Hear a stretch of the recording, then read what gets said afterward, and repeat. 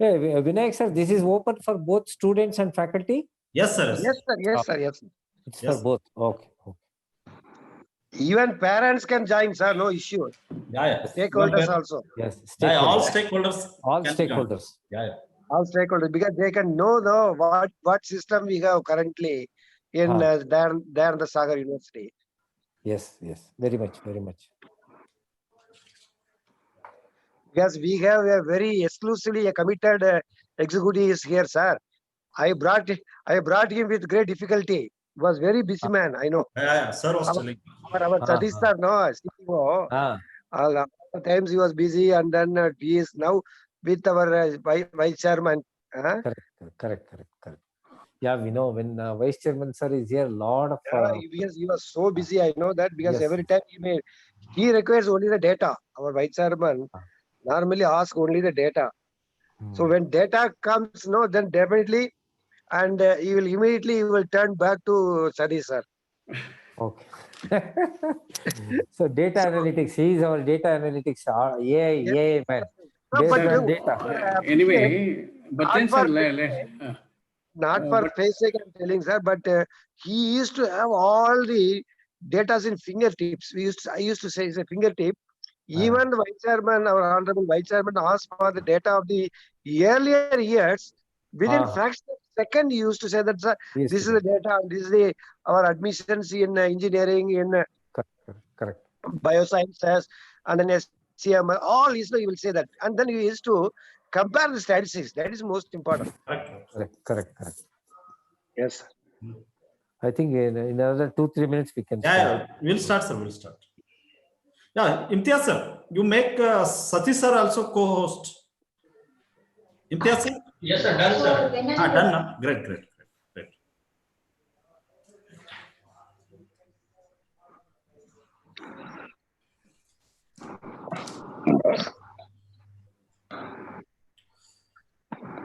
Yeah, people are there. Vinayak sir. Sir, I'll start. Now we'll start, because 110 participants joined. Yeah, 115 are there, sir. We can start. Yes, sir. Then we'll start, sir. Now I think we can start. Good afternoon, everyone. And I would like to thank you all for your continual support to carry out this IQAC awareness and sensitization program. And as we have carried out in the previous weeks, this week we have IQAC sensitization program on governance, leadership, and management at DSU. We have 4 eminent speakers from management.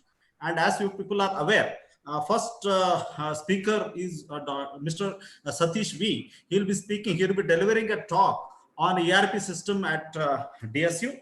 Enterprise resource planning software is used by institution to collect, store, and manage and interpret the data. For higher educational institution, it is a great tool with an array of features across web and mobile devices to manage all records, deliver great learning experience to students, improve operational effectiveness, and to reduce the cost. Today, we have with us Mr. Satish V, CIO Sagar University, to make us aware of ERP system which is used in DSU. Now I introduce Mr. Satish to you people. Mr. Satish has done his master's degree in computer applications, and he trained at IIM Ahmedabad on WAN design, PGDM in systems management. He is having 30 years of professional career in IT and software. He has executed number of projects in Singapore, Malaysia, Dubai, Oman, and Sharjah. He has led implementation. He acted as a lead implementation coordinator of Oracle eBus Suite 11i ERP systems for an industry. He is responsible for implementation of MRP2 software systems for 3 distinct manufacturing processes of an industry, established and managed ITS operations for overseas and domestic clients. The process are insurance, banking, digitization, and telecom bank office and support. A lead role in establishing telecom tower maintenance, training, academy of Indus towers, and covered nearly 90,000 plus telecom tower sites for implementation of SOP.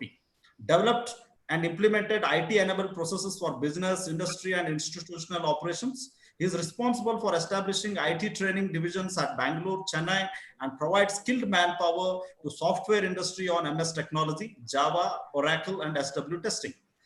conducted corporate training programs for reputed software companies, one amongst 4 consultants responsible in setting up high-end CAD, CAE, CAM center integrated with rapid prototyping facilities sponsored by World Bank. Presently, Sir is working as Vice President and CIO at DSI, responsible in setting up a captive software division, developed and implemented e-governance system, campus IT, and automation design and implementation. Before I request Mr. Satish V to carry out with his presentation, I request Professor Muthuchelian to have the opening remarks for today's function. So very, very warm good afternoon to everyone here. At the outset, I would like to thank and welcome our the guest of honor today, the Chief Executive of our the Information System in Dayananda Sagar University. He is a versatile personality and he has a vast experience in the information network and both in the government and also in the corporate level. Such a versatile personality is here, and he is a boon to our Dayananda Sagar University, and he is having all the arena of the information system what we have currently following in all the schools of the Dayananda Sagar University, and he is making a link to the top or to the management to the ground of our stakeholders, and he is the man who linking the entire Dayananda Sagar University from student to the chief executive of our DSU. Such a person is here, and then I think I must thankful to him for having accepted to deliver the important aspects of the ERP system in our Dayananda Sagar University. I think our illustrious students are here, and then faculty, and then on behalf of our team, the IQAC, I would also have, heartily welcome everyone here in this webinar. And to introduce this concept, the NAAC, National Assessment and Accreditation, NIRF, and then also any accreditation bodies, and normally they used to insist that whether we have an information system, the electronic based in our every higher education institution, and similarly the NAAC, the National Assessment Accreditation Institute, the council in situated in Bangalore, they also have a criteria of the accreditation process. In one of the criteria is that all the higher education institutions to have a mandate of introducing the information system, and even they started for the ICT source of the lecture, and then to every communication of our university or the colleges, they should be linked with the through the information to the network through the computer. So that is the main aim of that one. Even now, during the pandemic period, and then our illustrious the speaker, the guest of honor today, the CIO here, I think he's linking to everyone from the heart of that one through the linking process of our Dayananda Sagar University. And not only that, he is also making effort to publish all our credentials and then our laurels credits through the website. And I think he is the one who have been having the credit to bring the whole information to the web world of the DSU and then to the public. And such a person is here. As I told, the mandate of the NAAC, we have to make a paperless communication. That is most important. So all our communication should be through only the link of the network. I think that is the mandate of the NAAC, because I think now we are living in the world of the electronic, and then all our correspondence in those days we used to make through the papers, even for sending a letter and then sending a communication and sending a circular and whatever to that in a file format, etc.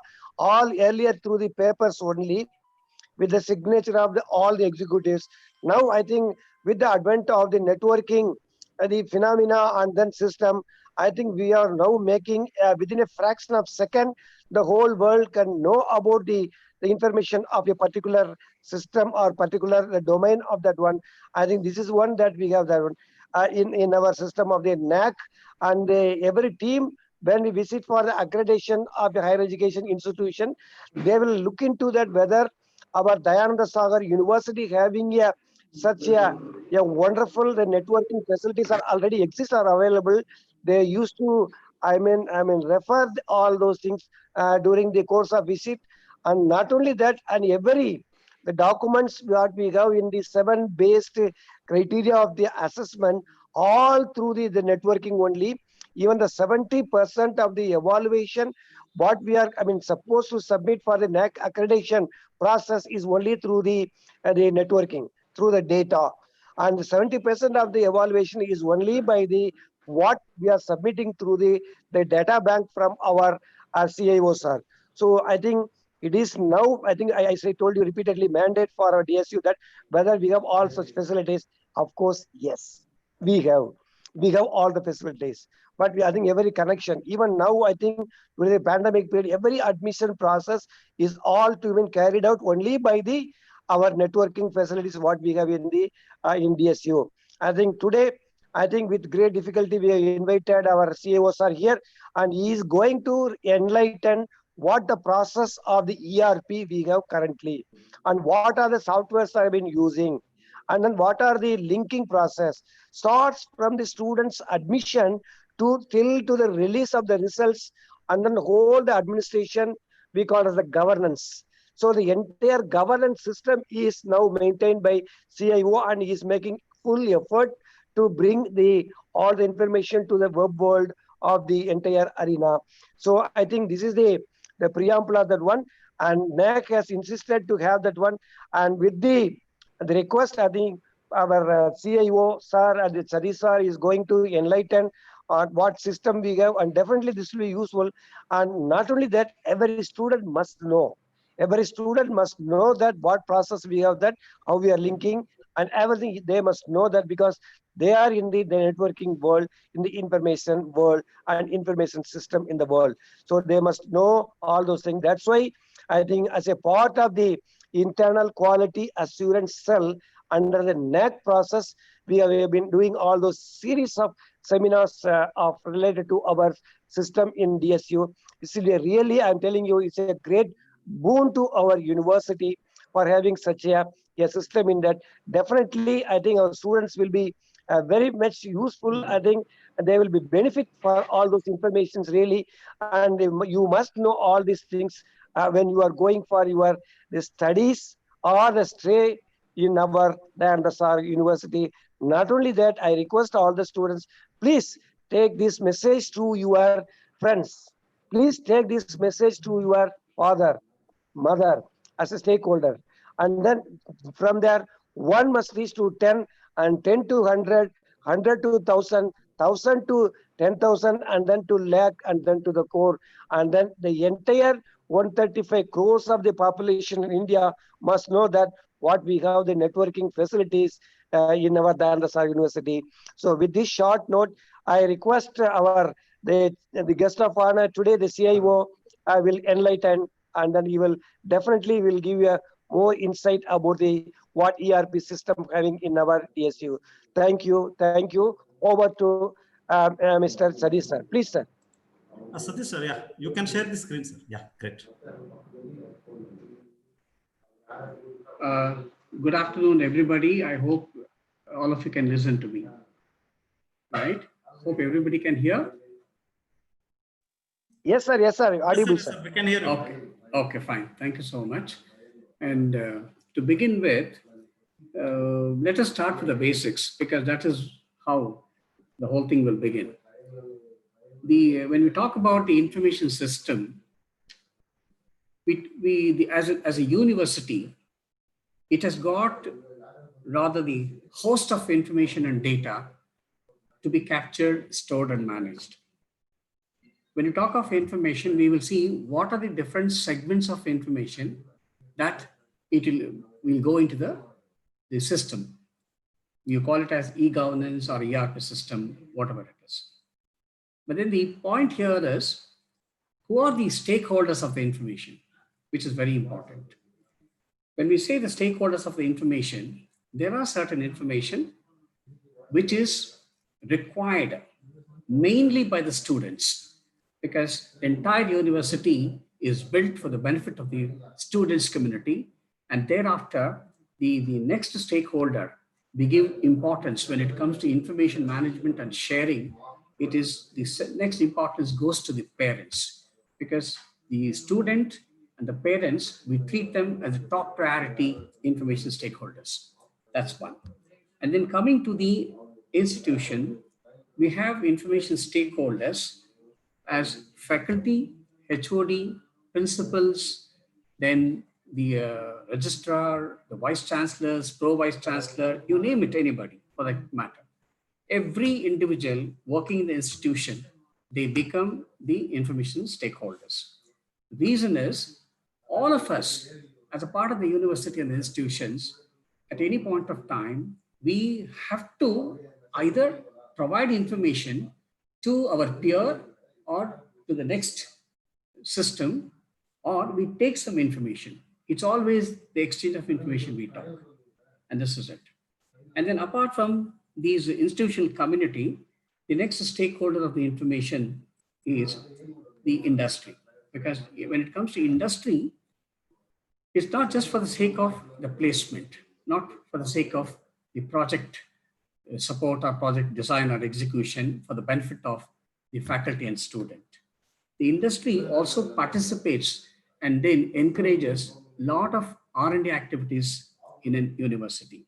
And therefore, the university becomes, or the industry becomes one of the stakeholders of the information.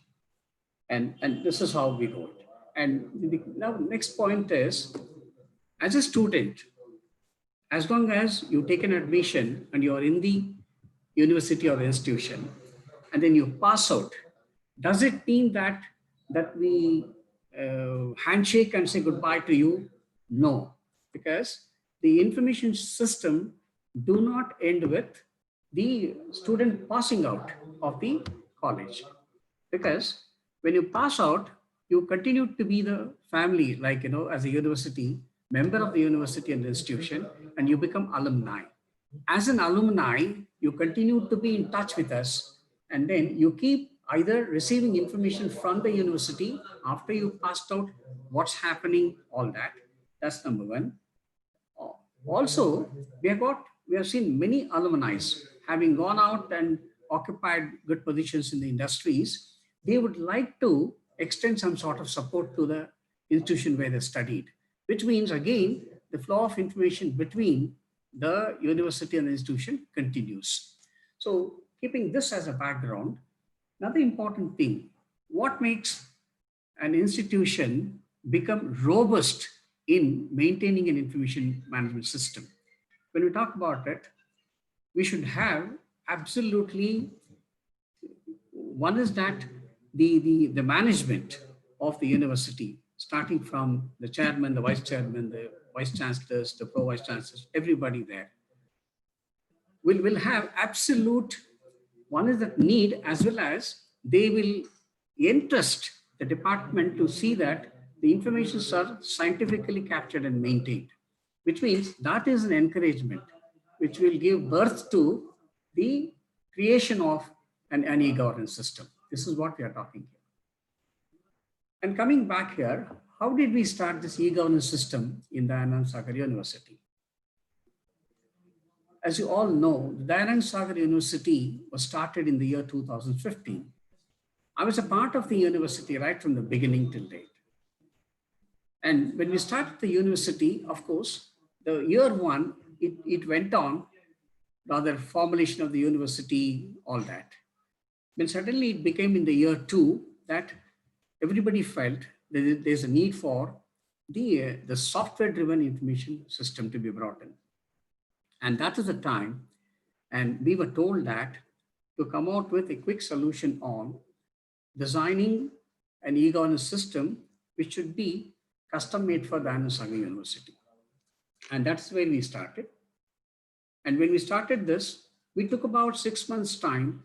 And then this is what, from 2017 to 2020, the e-governance system, what we designed, this is an homegrown application developed exclusively by our own software department in the Dayananda Sagar University. And this particular application come out with whatever the models that we are showing here, starting from admission, then the academic management, the internals and the CIA, the student attendance management, the faculty profile and other detailing, all that. Now going by slightly the final level to understand, do we have a system today, rather the software-driven system, which takes care of the complete admission management? When we take a focus on this particular point, what we see here is, today the software that Dayananda Sagar University has got, it is web interfaced. If somebody logs into the Dayananda Sagar University website, you will see there are two tabs available for you. One is that apply for DSAT or apply for the other quota of the admissions. Either apply or submit the inquiry, which means the moment you click the tab, at the back end of the tab, our e-governance system will start functioning. It starts capturing the student's inquiry data, and then the moment it captures it, it submits the data to the admission counselors to start hand-holding the student who has submitted the inquiry, requesting for information about probably a course or whatever it is, admission process, all that. The admission counselors will start interacting with the student who has submitted the inquiry. And then what we call it as, the inquiry suddenly becomes, in the next stage, a lead to be managed. And then students, after getting counseled by the counselors, they will go closer to either applying for our entrance test DSAT, or they come back into other quota of admissions. The moment the students seek admission for the DSAT, we have another system software running there. And DSAT, which is Dayananda Sagar admission test. Here, the students apply for the test and they are scheduled to take up the test. They take up the online test, and then their rank data is processed by the software. Results are announced and they're invited for the counseling. This is the process that takes place. And this time what happened, there was a sudden difference in the DSAT management. You know, due to the pandemic, what happened? Because there was no question of, earlier till last year, DSAT means we used to conduct center-based test for admission to Dayananda Sagar University. When we say center-based, we used to announce either 30, 40 or 50 entrance test centers across this country, and student nearest to their hometown will walk into the center. As per the schedule of the test, they'll write the test. But this time, suddenly, due to the pandemic, we couldn't conduct the center-based test. And there was a demand for us to introduce the remote proctored test, what we call as RPT. The remote proctored test suddenly demands another layer of technology, because it's not that simple, because a lot of virtual technology-driven proctoring is required there. And quickly we worked out on the solution. And probably if you check with your junior friends who are appearing for the DSAT 2020 now, already around 2,000 plus students have used our remote proctoring test technology platform and have written the test from the respective homes. And for the entire 2,000, what we conducted, we had zero problem reported. And thoroughly it was proctored, all that. So this particular point will give you, give you to understand how robust is our system in the Dayananda Sagar University. You see, we have not thought about this particular remote proctor test till last year. We didn't know that we were supposed to conduct it in the next year. And it all came to our knowledge in the month of April this year. Because March, when the pandemic broke out in this country, and particularly in Karnataka, we thought, okay, it may not last long and we will still continue with the old system. That was not the case. But in the month of first week of April, I remember the vice chairman, the pro vice chancellors, all of them, the deans, all came online on the conference and then decided that we should go for the remote proctor test. And it was not difficult for us to pick up a remote proctor test engine and then plug it into our university e-governance system. And it gelled very well with our system. And that is how we could successfully deal with the remote proctor test today in the Anand Sagar University. And that's one part of it. Then again, the second point is this counseling. Last year, what happened? It was a physical counseling. After the announcement of the rank data, students and the parents used to walk into our campus. They get counseled by our faculty community, counselors, admission experts, all that, and they would take the admissions. But this time it was not so. We was again supposed to go on online counseling and online admission process completely. And that we could do it this time. The admission process is on and almost we are through by 60 to 70% of seat got filled now. And we are through with that now, online admission process. Again, this is an example where what is the platform and the architecture or system that Anand Sagar University is relying upon. It can take just like that the demanded changes into the system. And that's a very important point because any software application cannot be static by itself. It should be open to the changes. It should adapt to the changes. It should quickly plug into the different applications demanded at a particular context. And this is what happened. And this is about the admissions and what kind of changes in terms of technology integration that we have introduced this year. And then as an e-governance system, obviously the important model is the academic management. When you talk about academic management, the particular software application that we use in the university here, what does it do like? I'll just give a few steps, what it does. You know, every year the semester begins. And the moment before start of the semester, what happens?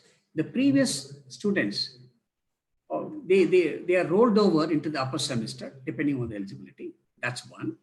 And then if it is the odd semester like now, like August and September, the new set of students get admitted. So which means we have the set of students ready to start the fresh semester now. So at this point of time, what does this application do? This particular application will enable the timetable coordinator to define the timetable across the university. You know, as a university, we have about 8 schools already with us. And apart from the 8 schools, this year, we are introducing the medical college, which means the first intake of MBBS students are coming on board today, this year, and which means the 9th school got incorporated into the Anand Sagar University today. So now these fresh students, the timetable have to be designed and configured, and they should get to know the semester timetable, one. So this is taken care by the software. And post timetable, what happens now? The faculty would get an information, what is the semester, what is the subject, what is the section allotted to the respective faculty to handle in the first semester. This information, when it is disseminated automatically by the software to the respective faculty, they would know what preparation they have to do it. So they quickly come back, and they being the expert on the respective subjects, they would already be having a lot of teaching learning material. And this particular material, they convert it into something called as a lesson plan, a macro level lesson plan I'm talking. And that lesson plan, they input into the system, which means for the allotted subject, the lesson plan gets ready apart from the timetable. And once the lesson plan is ready, the timetable is ready, then the semester begins. Now the students start reporting to the classes.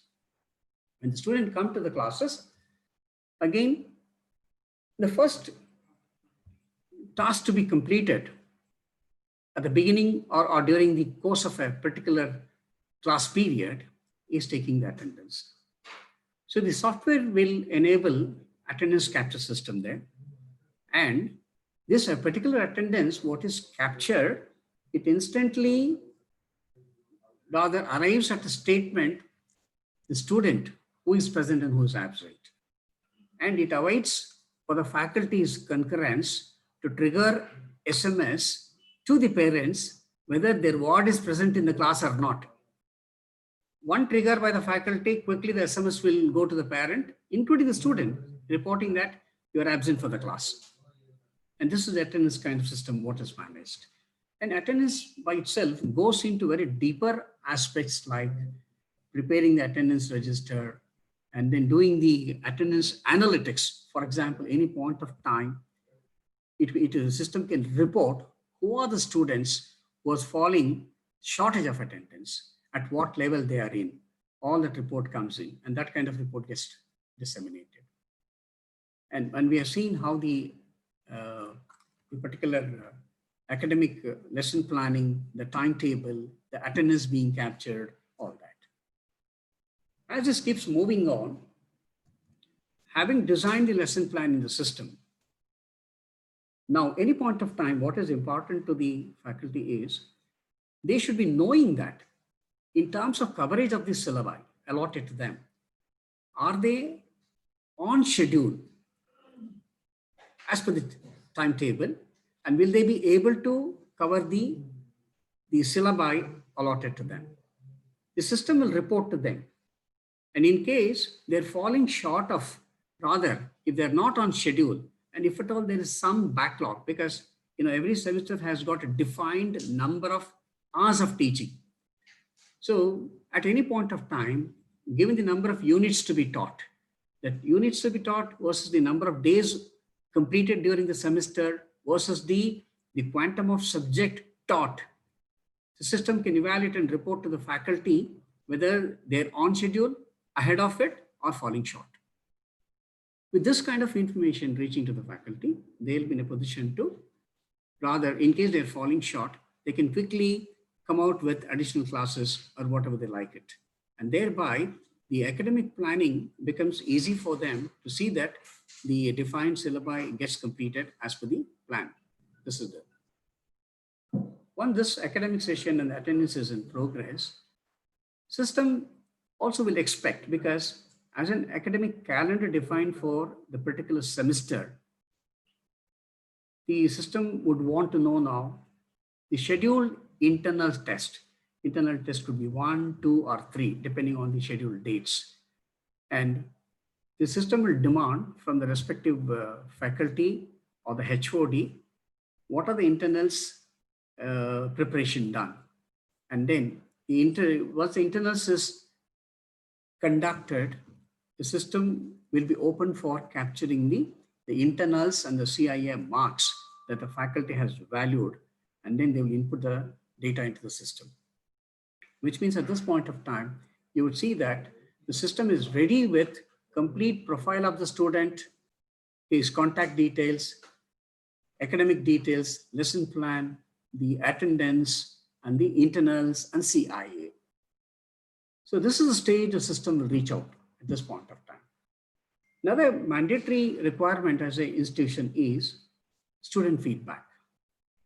Now, as per the calendar or as decided by the dean of the institution, the system will trigger the student feedback.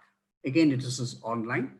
Student can go online and then input the feedback. When I say online, till last year, we have not opened it online because students used to be in the campus, and there was a system where the students on the scheduled date of feedback, they have to visit to the respective labs, input their feedback. And the moment it is inputted, this automatically the report comes out. A very detailed report on the student feedback in terms of under various parameters, what is the students, the impression or the feedback, So this data becomes very useful, which the concerned HOD, concerned faculty and the principal will discuss, and need be, they will introduce some sort of course correction, all that, right? That's one part of it.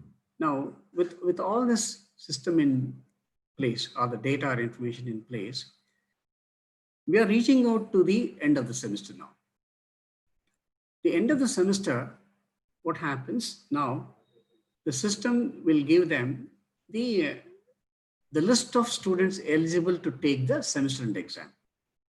The basis for that, most important basis would be the internal marks eligibility, internal marks and the CIA marks eligibility. There is a equation with which the system computes and tells them what are the eligibility criteria as per defined, eligible or not eligible. That is one. And second one is attendance percentage.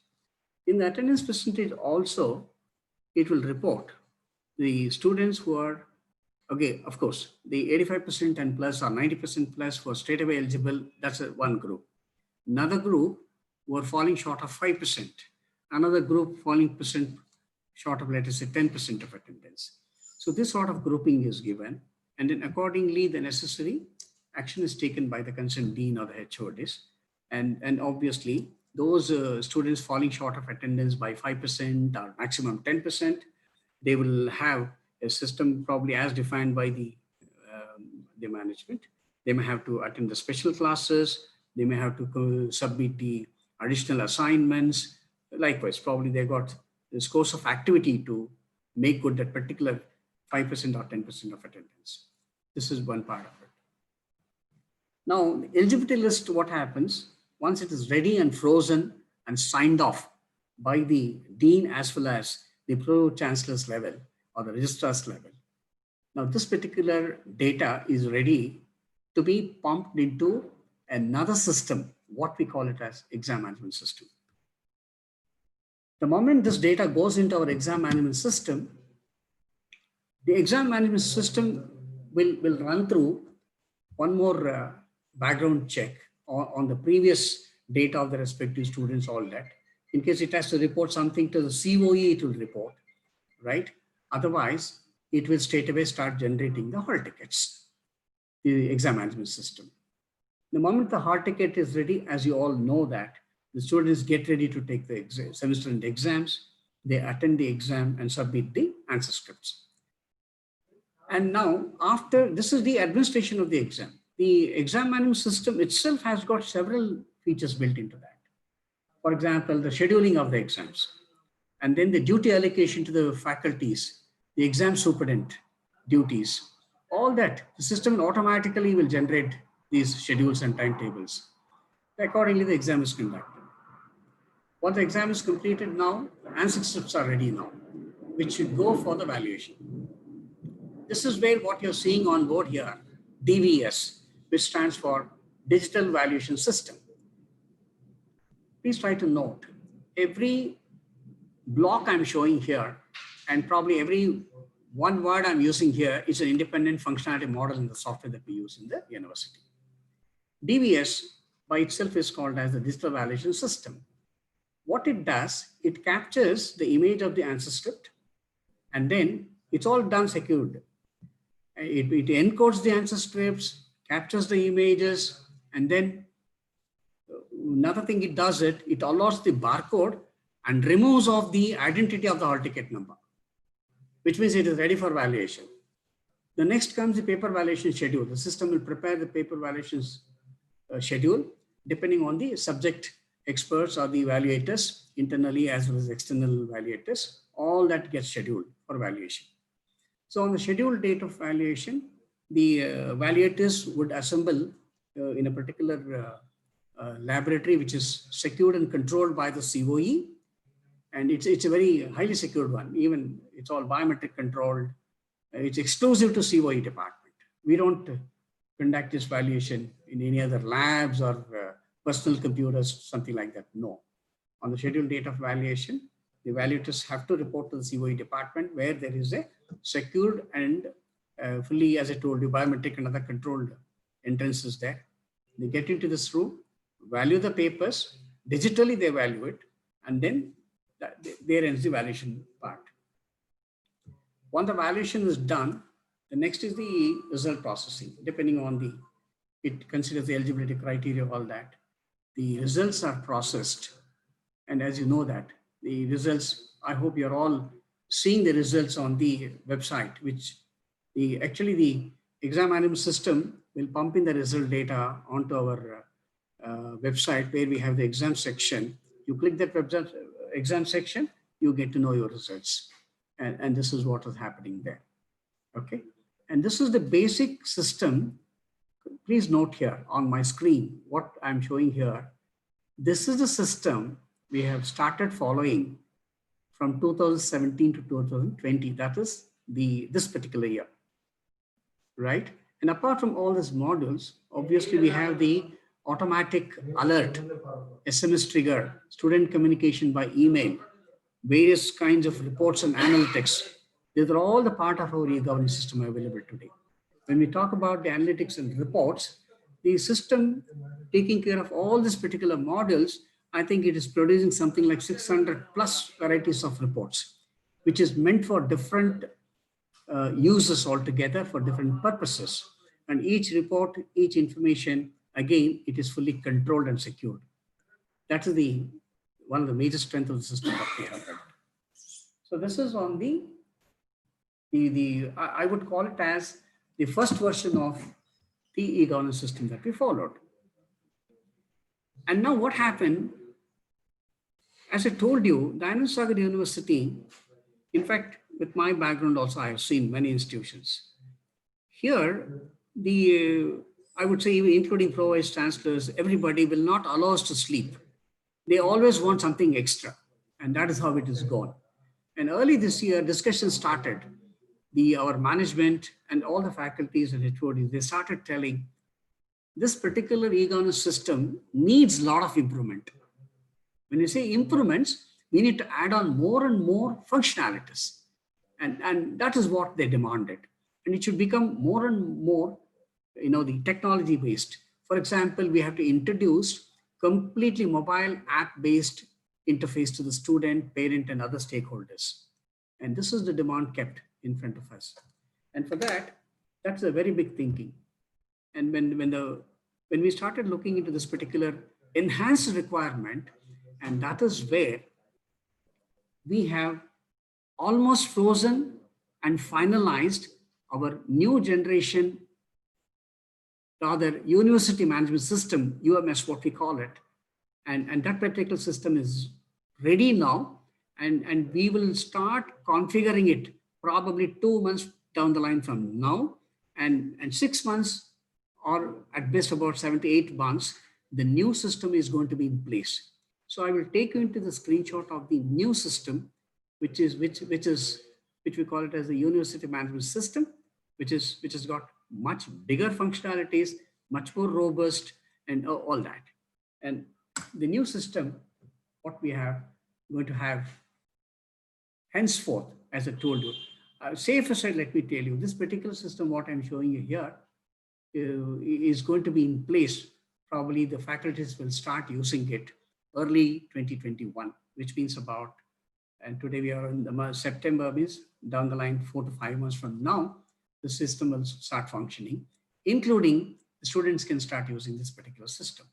We will see what does the student get benefit out of this new generation system that we are introducing. If you look at it, earlier screen, you saw about, if I take you back to the earlier screen, it's about 9 major modules were there. And when you come back here, you see here, there are about probably 24 independent modules are there. And this is it begins with extensively defining the university. And as a university, it can define multiple institutes. That's a kind of architecture behind this particular new generation system that we are introducing this year. And when it comes to students, complete end-to-end management, starting from his inquiry to alumni management of the student, the staff profiling, then a complete academic management in a highly, what we are additionally we are introducing here is in the exam management system, probably we are going to introduce, like how I said, the remote proctor test we have introduced for the entrance test. Probably we are going to bring in more and more technology for the exam model here in the new generation system. Then it's going to take care of the convocation management, then the research student management as a module, and timetable, of course, we have read out. Then good news to Professor Hemadri and Professor Pro Vice Chancellor Dr. Muthuchelian. IQAC itself is going to be an independent software module, sir, in this particular new generation software we are introducing now. And that would definitely help you. Having introduced that IQAC, you will see that the requirement of NBA, NAAC, and other compliances becomes easy for you. Then the student mentoring by itself becomes one independent module here. Students' grievance redressal is going to be a functional module. The placement end-to-end, which means this placement model we are trying to interface with various industries who touch us for placement year on year. And then, of course, the alumni management. If at all the university or institution conducts various events, the event management could be scheduled and managed through the system. And we are introducing the hostel management, transport system, resource booking, then the HR and payroll, then admin office.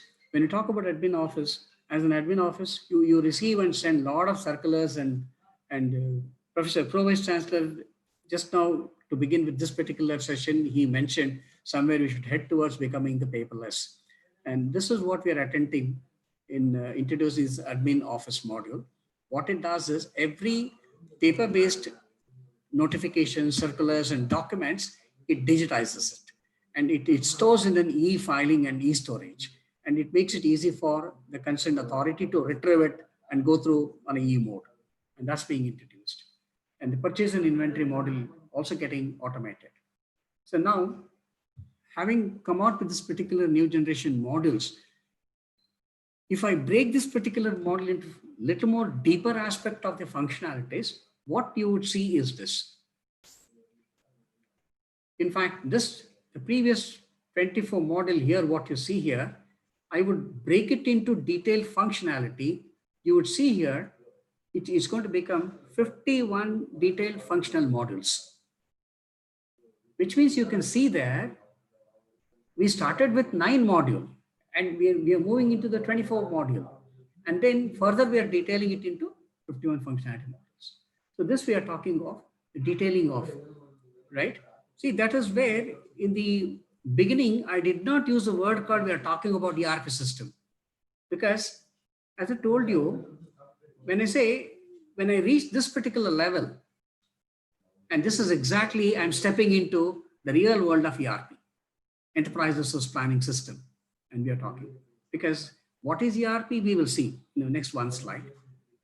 And this is what I said, this is the 51 particular functionalities. I will not go into the depth of each one of this module. And then I will see what, I will just take a look at the screenshot. What will student get from the new system? This is the student app, the parent and the student app. Your parent or the student, they would get to know the academic calendar, which is meant for the respective student we are talking. The moment he logs into the app in his own mobile, he would get to know the academic calendar, the timetable for him, what is his attendance level, what is the results of various internals and the previous exams, what is his library account status, what book he has borrowed, what is returned, what is not returned, the fee management status, and all this data he will get it, and including his bus services, all that. We're talking of academic calendar, it will show you this. And the timetabling, complete breakup of timetable you can see here. This is what it comes in. What I'm showing you is the tested software application, which we are only in the process of going to implement shortly now, this new system. And similarly, you see here, student attendance, it's easy for you to know subject-wise what percentage you see. The moment you see that red bar, you know that you are falling short of attendance, right? And that's how. And similarly, you come here, the same information is shown in a matrix order in the next slide. And coming here, you can even penetrate day-wise and see your attendance. What are the day that you're present, which class you're present, which class you're absent, this kind of stuff. This is the kind of mobile app being introduced for the sake of students. And similarly, we also introduce, okay, this is your result, fee payment, all that. In case you're using the university transport system, and suppose you are issued a pass, even that pass will become an e-pass, which means that in the mobile itself, you can use it and go forward. And the fee payment, it gives a breakup as to what are the pending, what is the components of fee, all that. And this is for the faculty we are talking. Similar to your student app, there's going to be an app for the faculty, which will give them the timetable relevant to them, relevant to this particular section, handling, or the entire, whatever they like it. Then what are the pending attendance from their side to be marked or whatever it is. Then some sort of summary information. And if they want to search a particular student, they can search the student and call for the complete information about the student. Right from the point of his joining the institute till date, his attendance, assessment, all that he will get the information. And this is what we are talking. And in case you see here, there's something called attendance pending. In case there's an attendance pending, they can log in here and check what is the attendance pending. That's what they can do here. And of course, the timetable, they can penetrate and see what are the timetable, whether they have handled the class, not handled, or they were on leave or something, that kind of app. So which means we are talking of the app for the staff also. There are several apps we are in the process of bringing out, and that will take it slowly. And then till now we spoke about the e-governance, the various kinds of functionality models, all that. But then the point is, I know that we have got, the learned professors like Dr. Muthuchelian, all of them, Dr. Hemadri. But when we talk about ERP system, why I did not use the ERP system many a time during my talk today? Because what happens, ERP system has no end at all. It's an infinite system, according to me. That's because when you take up a particular institution management or an industry management, you would not know what sort of new application to be brought in and introduced into the system, which means an ERP system has got a continuous growth. I have showed you 51 functionalities, and we don't know that 51 could become down the line 5 years, it can even cross 100 plus functionalities, which means if you really try to understand, it's good for the students to go online and try to see what was the history of the ERP system today. It's a very interesting white papers available. You can look at it. I don't have the time now, so I will not take you deeper aspects of the ERP system.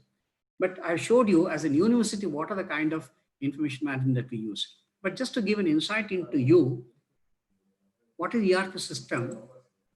You can see here. Each tab here, each word is an application by itself, which means the moment you talk of the full-blown university campus ERP system, it will have hundreds of application module integrated into that. And what is this ERP?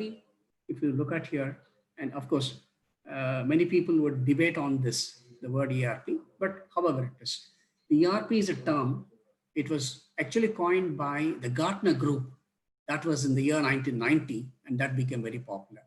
Because what they said was, can you have a common shared database system wherein it has got that architectural capability to integrate any number of application models into that. And if you can do that, that becomes the ERP system.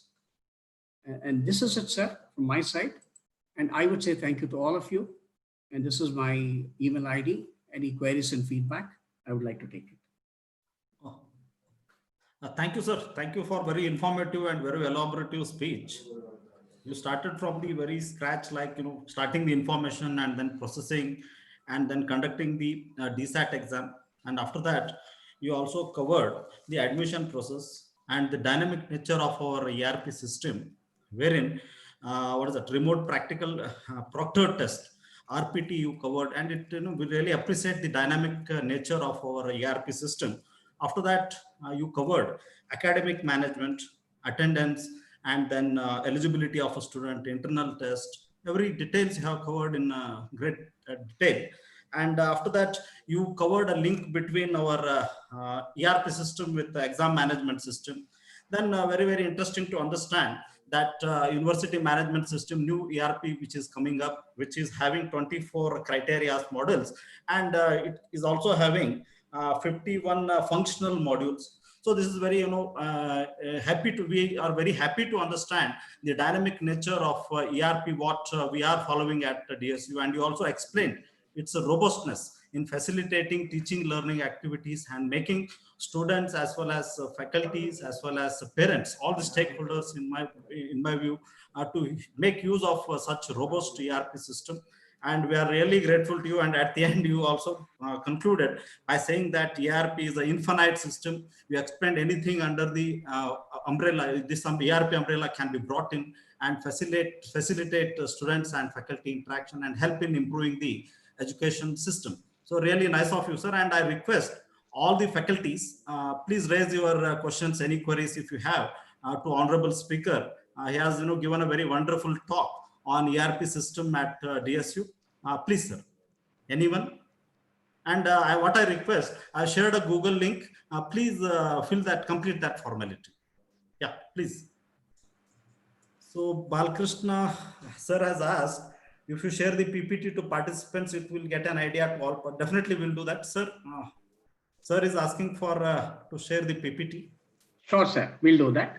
Oh, okay. So nice of you. So anyone interested? Yeah. Even students can also raise their questions.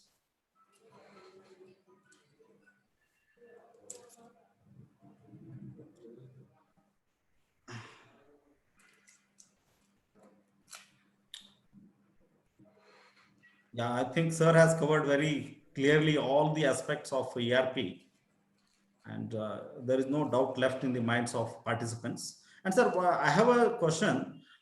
Yes, sir. And these NAAC and other templates you are telling, these modules will be added in our new UMS system. Yeah. Whether we go for a new version of the NAAC software or else it will be integrated with the system. This is what I would like to understand, sir.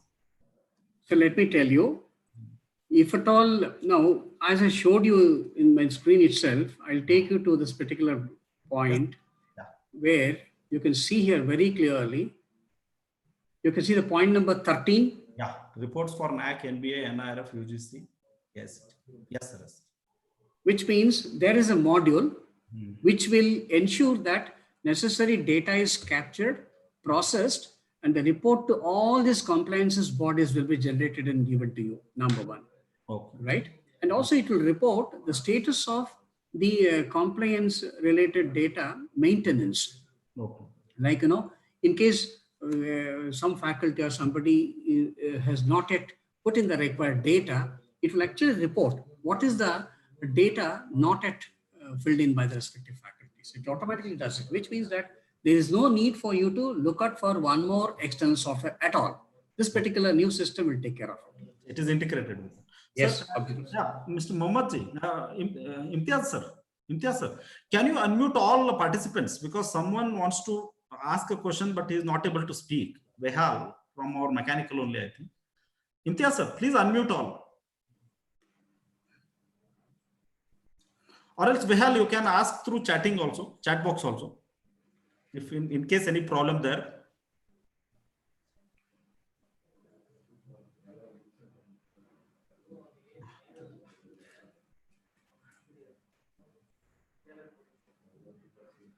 Gonna take effect when the student app.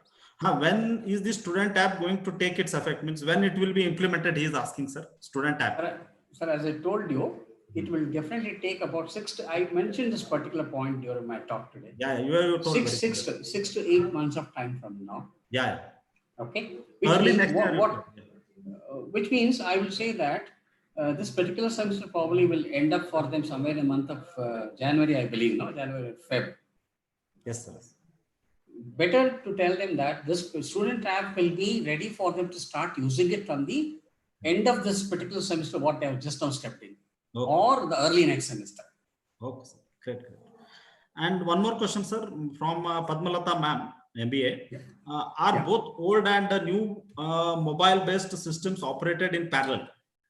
No, I will tell you what happens when we start introducing a new system.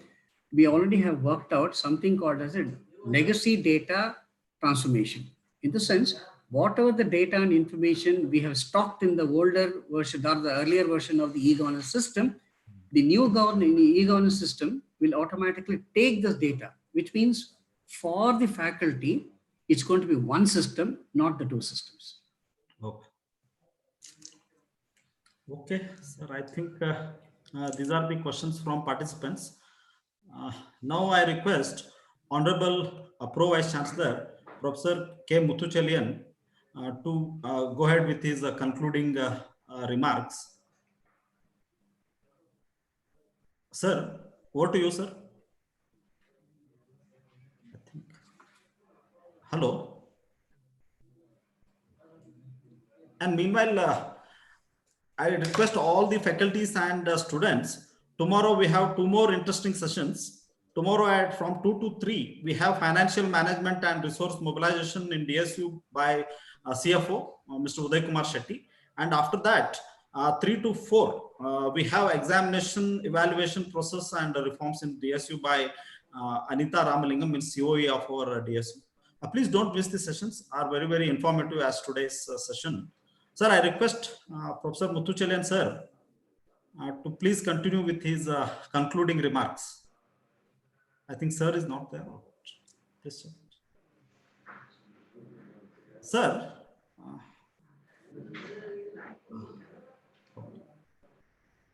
Imtiaz, sir, can you check? Let me check here.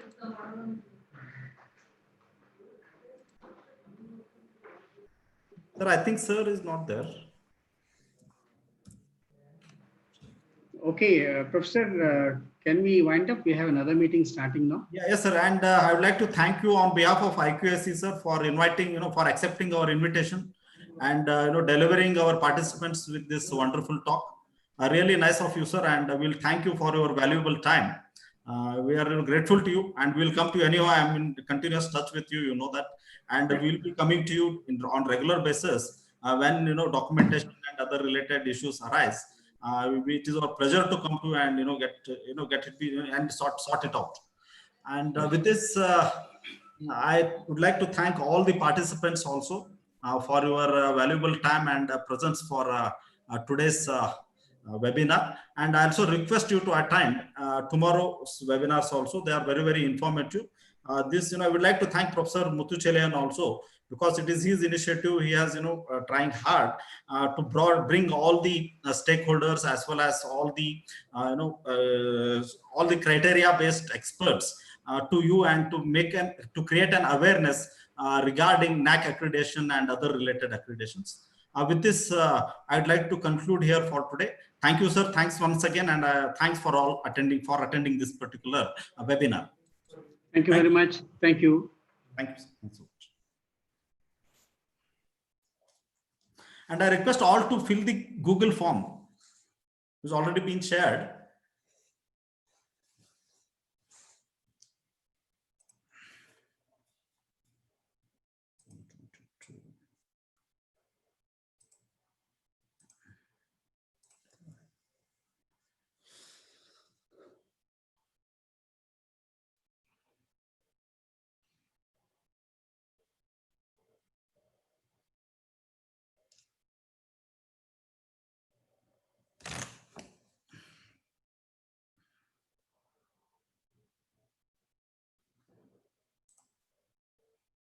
Imtiaz, sir, thank you. I should thank you. Imtiaz bhai, are you there?